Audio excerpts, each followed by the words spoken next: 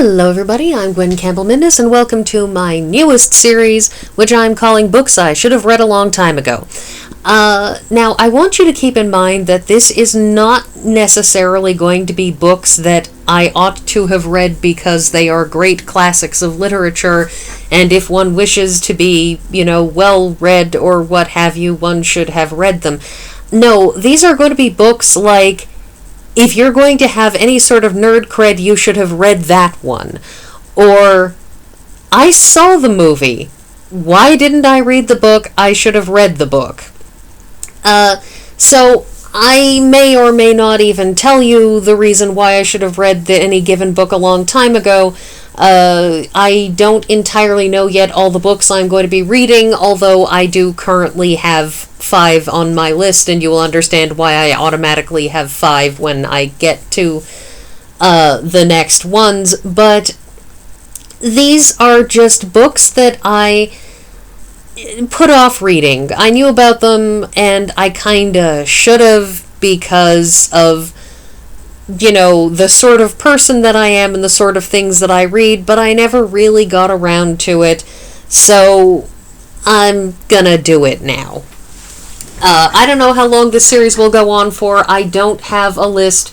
This may be something that I'll just periodically come back to at random, but this is very much just, I should have read that when I was 15, so I guess gonna get around to it.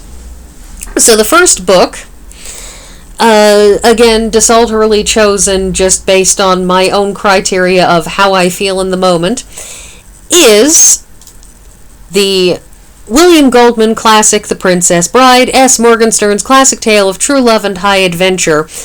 And here's where things start to get interesting, because I'm probably not going to be talking about the actual original text all that much.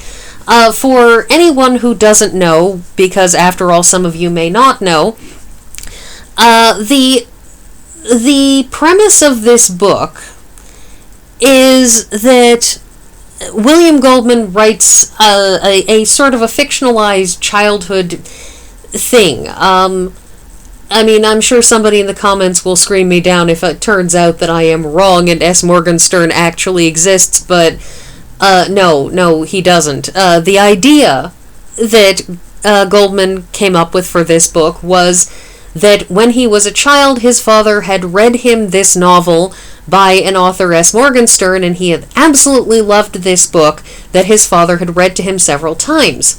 But when he got a hold of it as an adult, he discovered that his father had basically cut the book down. That his father, when reading it, had cut out whole sections of the book, had skipped over them because they were dull and uninteresting and about politics or whatever.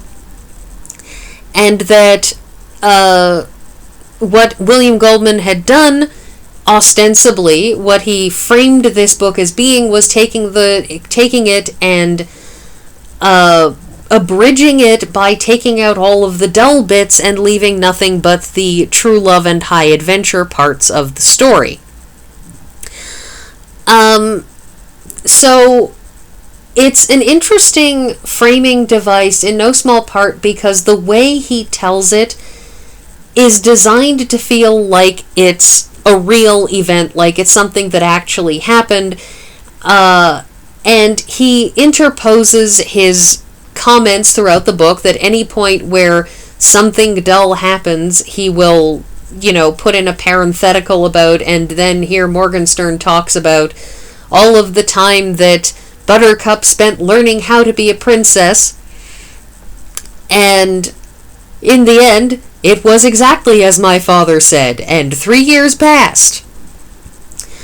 But what I've gotten a hold of here through the library is the 30th anniversary edition, which follows on the 25th anniversary edition, which includes a foreword, a secondary foreword, which is a re-edited and expanded version of the original foreword, followed by a postword, and the whole thing is excessive. I think that it certainly felt like that he had managed to double the page count of this book in the course of creating this expanded 25th anniversary forward and the expansion of the 30th anniversary forward before the forward, and then the afterword in which he has the supposed first chapter of the sequel, Buttercup's Baby.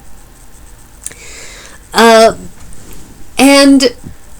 reading these forwards is an extremely strange and mind-boggling experience because he talks about the experience of, deciding he wanted Andre the Giant to be Fezzik, and his decision, and, having seen him and thought, yes, this is the person who I want to play Fezzik, and his discussion about the difficulty of getting a screenplay into production, and a whole bunch of these things that very genuinely feel like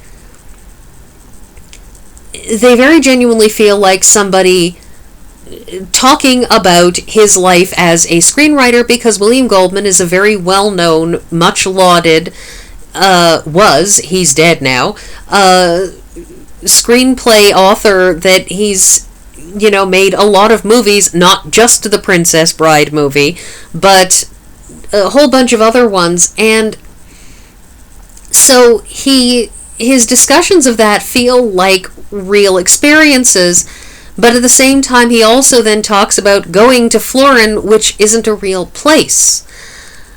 And he talks about conversations that he had with his son that don't feel entirely real either. He talks about experiences that he had going to places because Stephen King gave him an introduction to the Museum of Florin to allow him to read Morgenstern's letters. There's Stephen King got dragged into this, and I'm not entirely sure how or why, but maybe Goldman was good friends with Stephen King. I don't actually know, but it's just this weird collision of things couldn't have happened because Florin isn't real, and then stories about Kathy Bates getting the lead role in Misery, and that story has the feel of being a true story about Kathy Bates, and so this whole thing is just like this jumble of truth and falsehood and fiction and non-fiction and autobiography and invention, and this goes on for page after page after page of the 30th anniversary introduction, followed by even more pages of this in the 25th anniversary introduction, and then continues once more, because following the end of the novel where he says, one cannot be entirely sure because Morgenstern wrote this, unexpected ending that just ends on an ellipsis and nobody knows what's going to happen next, and I decided, no, they just lived happily ever after and wandered off into the sunset, and you read that, and then you hit this post section, which continues to be this marriage of fiction and reality until I don't know what's real anymore. I am having one of those moments in your life when you emerge from a book and ask, am I real? I don't know. And I am not contemplating whether my brain is being held by a demon in a box. I am contemplating whether I am in fact a character on the holodeck, though. This whole thing is just wild, and you will notice I've been talking about this for 9 minutes, and I really haven't talked about The Princess Bride itself, because this reading of The Princess Bride, which is an interesting and entertaining book, it's an interesting take on sort of fairy tales and traditional tales of daring do, of Buttercup being not that bright, but having in her own way this particular spine of steel. the early part in the book where she is thoroughly uncaring of boys in the village, that, like, she's extremely pretty, so the boys in the village are chasing after her, and she's just like, I don't care. Why would I care about boys? Boys are dumb.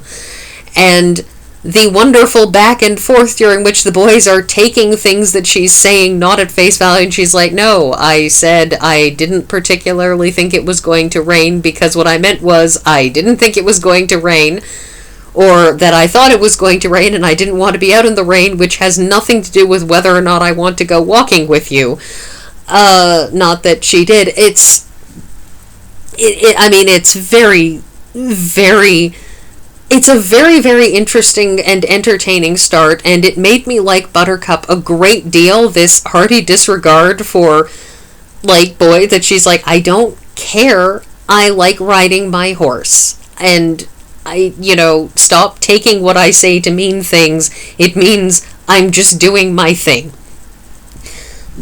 And so this is all very, it's all very entertaining. The parentheticals are delightful as he describes stuff, although it is true that if there were an original S. Morgenstern book, I probably really would want to read the whole section about Buttercup learning how to be a princess, because that does sound like it was probably an awfully interesting thing, but whatever.